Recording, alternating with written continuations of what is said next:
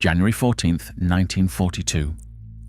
Just before midnight, two small tugboats moved slowly toward the harbour of Santa Isabel on the Spanish-controlled island of Fernando Po off the coast of West Africa.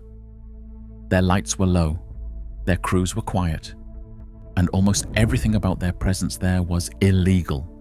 Britain was at war with Germany and Italy, but Spain was officially outside the conflict, and Fernando Po was Spanish territory. If British soldiers were discovered attacking ships inside this harbour, London could not simply describe it as another naval battle. It could become an international incident. Yet waiting inside the harbour were exactly the vessels the British had come to take. The Italian merchant ship Duchessa d'Aosta, the German tug Lycombe, and another smaller vessel, Bibundi. British intelligence feared that Axis shipping in this part of Africa could assist German naval activity and threaten Allied movements along the West African coast. The men approaching them had no battleship, no destroyer, no large military escort. Their most powerful weapon was something far less obvious. Most of the enemy officers were not aboard their ships. They were having dinner. And that was exactly where the British wanted them. The operation had been designed around deception, secrecy, and timing. If the plan worked, 3 Axis vessels would disappear from a neutral harbour before anyone fully understood what was happening. If it failed, the raiders could be captured on neutral soil while their own government tried to explain why British commandos were attacking ships inside Spanish territory. This was Operation Postmaster, and the real story behind it was even stranger than the version later turned into wartime legend. To understand why Britain was willing to take such a risk, go back several months. By 1941, the war at sea was becoming one of Britain's most dangerous problems. German U-boats were attacking Allied shipping across the Atlantic. Britain depended on merchant vessels to carry food, fuel, weapons, raw materials, and troops. Every ship lost at sea weakened the country's ability to continue the war. West Africa mattered because important Allied shipping routes passed through the region. British authorities began receiving reports that German submarines might be using isolated areas along the African coast for refueling and support. A small British force was sent to investigate. At its centre was Major Gustavus March-Phillipps. He commanded a tiny unit that became known as the Small-Scale Raiding Force. It worked closely with Britain's Special Operations Executive, the secret organisation created to conduct sabotage, espionage and unconventional warfare behind enemy lines. March-Phillipps and several companions sailed south aboard a small vessel called Maid Honour. It was hardly the sort of ship anyone would associate with a major military operation. Maid Honour was a converted sailing trawler of roughly 65 tons. She left Poole in southern England in August 1941 and reached Freetown in West Africa after a voyage lasting about 6 weeks. The men began searching rivers and coastal areas for evidence of secret German submarine bases. They found none. But while they were searching for U-boats, British intelligence noticed something else. 3 Axis vessels were sitting inside Santa Isabel harbour on Fernando Po. And unlike a submarine hidden somewhere along thousands of miles of coastline, these ships could be watched. The largest was the Italian Duchessa d'Aosta. She was a substantial merchant vessel carrying a valuable cargo. Records described wool, hides, tanning materials, copra, asbestos fibre, and more than 1 million ingots of electrolytic copper among her declared goods. But British officials were interested in something beyond the cargo. The ship had radio equipment. In wartime, a merchant ship with a functioning radio sitting close to important Allied routes was not simply a commercial vessel. British intelligence feared it might observe movements at sea and transmit useful information to the Axis. Nearby was the German tug Lycombe and the smaller Bibundi. All 3 were protected by one enormously inconvenient fact. They were sitting in a neutral Spanish harbour. A normal Royal Navy attack was therefore extremely dangerous politically. Bombing the harbour was out of the question. Sending a warship inside could openly violate Spanish sovereignty. And Britain had no desire to give General Francisco Franco's government a reason to move closer to the Axis. The solution was almost absurd in its simplicity. Don't sink the ships, steal them. An SOE agent named Leonard Guise had already been observing the vessels. Another agent, Richard Lippitt, managed to obtain employment with the shipping firm John Holt and Company on Fernando Po. That gave him something enormously valuable: access. Lippitt could move around the island without appearing to be part of a military operation. He could watch the ships. He could learn the routines of their crews. And he noticed something that would become the key to the entire raid. The officers liked parties. That observation changed the mission. Rather than fighting every officer and sailor aboard the ships, the British could try to make sure many of the most important men were ashore when the attack began. Lippitt helped arrange a dinner party. 12 Italian officers from Duchessa d'Aosta and 2 German officers connected with Licomba attended. While they ate and drank ashore, the men who intended to steal their ships were already coming across the water. The raiding force itself was remarkably small. The operation involved members of the small-scale raiding force, SOE personnel, and locally recruited men who would help crew the vessels. 2 tugboats, Vulcan and Nuneaton, were made available from Nigeria. The raiders departed Lagos on January 11th. During the journey, they practiced the jobs they would soon have to perform for real: launching small folding boats, approaching vessels in darkness, boarding them, controlling the crews, and getting the captured ships moving. There was little room for improvisation once they entered Santa Isabel. Speed was essential, but silence was even more important. On the night of January 14th, the 2 tugs approached the harbour. By around 11:15 and 11:30 p.m., they were positioned only a short distance outside. Inside Santa Isabel, the dinner was still doing its work. A large part of the Axis officer corps was occupied ashore.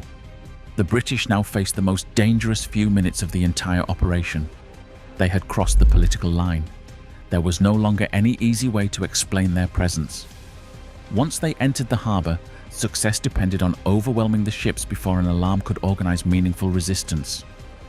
The commandos divided their attention between the vessels. Men boarded. Crews were surprised and overpowered. Anchor cables had to be dealt with quickly, and the captured vessels had to be connected to the British tugs before Spanish authorities or other Axis personnel could understand what was happening. There was no enormous naval battle, no long exchange of gunfire, and this is where the historical operation differs sharply from later dramatic portrayals. Modern versions of the story have added U-boats, firefights, assassinations, and action sequences that make the mission look like a conventional war film. The real Operation Postmaster relied much more heavily on preparation, deception, surprise, and the fact that the enemy officers had been deliberately drawn away from their ships. The 2024 film The Ministry of Ungentlemanly Warfare, which drew inspiration from Operation Postmaster, presents a heavily fictionalized version of these events. The historical record describes something quieter, but politically far more dangerous. That distinction matters, because the British were attempting something perhaps more difficult than simply destroying an enemy vessel. They wanted the ships to disappear while preserving enough uncertainty that Britain could deny responsibility. As the raiders worked aboard Duchessa d'Aosta, explosive charges were used to free the vessel where necessary, while the smaller Axis craft were taken under control. Then the captured ships began moving out of Santa Isabel. Imagine the scene from the shore. A quiet harbour, officers still ashore, Spanish authorities trying to understand reports coming from the waterfront, and 3 vessels that had been safely sitting in neutral territory were suddenly heading into darkness. By the time the full picture became clear, recovering them was becoming increasingly difficult. Operation Postmaster had crossed its most dangerous threshold. The British were leaving. But stealing the ships created another problem. Britain could not openly announce that its own commandos had entered a neutral Spanish port and taken them, so a second layer of deception followed the first. The official explanation was constructed around the idea that the vessels had been encountered at sea after leaving harbour. British naval authorities were kept at a distance from some of the operational details. According to accounts of the mission, even senior British military leadership was initially given only limited information about what had really happened. The secret was not merely the identity of the raiders. The secret was that Britain had deliberately authorized an operation on neutral territory. For Richard Lippett, however, the operation was not finished. He had remained behind on Fernando Po. That was an extraordinary position to be in. The ships had vanished. Spanish authorities were investigating, and Lippett was one of the men who had helped create the circumstances that made the raid possible. On January 17th, he was questioned. If investigators connected him directly to the operation, Britain faced exactly the political embarrassment it had tried to avoid. Lippett denied involvement. He maintained that he had not financed the party and had nothing to do with the disappearance of the ships. The Spanish authorities eventually released him from custody, although they prevented him from simply leaving the island, so he found another way. Weeks later, he secretly escaped by canoe and reached British-controlled territory on March 1st. Meanwhile, the captured vessels had become prizes of war. Duchessa d'Aosta was eventually taken into British service and renamed Empire Yukon. The raid had achieved something larger than the physical value of 3 ships. It demonstrated what a small, unconventional force could accomplish when intelligence, deception, and carefully limited violence were combined. The National Archives describes Postmaster as one of the most noteworthy operations conducted by SOE in West Africa. The Imperial War Museums likewise preserves documents, personal papers, equipment, and film connected with the raid. And the men involved did not simply disappear back into ordinary military life. March-Phillipps continued conducting special operations. Geoffrey Appleyard became involved in further raids. Graham Hayes also continued secret wartime service. The small raiding force helped demonstrate ideas that would become increasingly important as the war continued. Small teams, precise objectives, intelligence-led missions, rapid attacks, and operations in which political consequences could matter almost as much as military ones. There is also a revealing contradiction at the center of Operation Postmaster. It began because Britain was looking for evidence of German submarine support along the African coast. The commandos never found the secret U-boat bases they had originally been sent to investigate. Yet that unsuccessful search led them to an entirely different opportunity. 3 Axis ships, a neutral harbor, a handful of secret agents, and a plan that senior officials initially considered far too dangerous. The mission they eventually carried out was not the mission they had expected to find. That may be why the story has attracted so much dramatization. It already sounds fictional. A small sailing vessel crossing thousands of miles. Secret agents working from inside a Spanish colony. Enemy officers lured to a dinner. Commandos entering a harbor at night. Ships stolen almost from underneath the authorities responsible for protecting them. And afterward, an official story designed to hide what Britain had really done. Hollywood hardly needed to add very much, but it did. And separating those later additions from the documented operation makes the real story more interesting, not less. Because the success of Postmaster did not depend on a miraculous last-second appearance by a submarine or on a spectacular gun battle. It depended on something less visible. Weeks of observation, human habits, knowing when officers left their ships, understanding political boundaries, practicing the boarding operation repeatedly, and committing to the plan during the few minutes when surprise still belonged to the raiders. That was the real weapon. Timing. Operation Postmaster took place far from the famous battlefields of Europe and North Africa. There were no armored divisions, no massed aircraft, no thousands of casualties. Only a few dozen men and 3 ships in a harbor many people outside the region had never heard of. Yet its survival in the historical record tells us something important about the Second World War. Not every important action happened on a battlefield. Some occurred in offices, some at dinner tables, some aboard small boats moving quietly through darkness.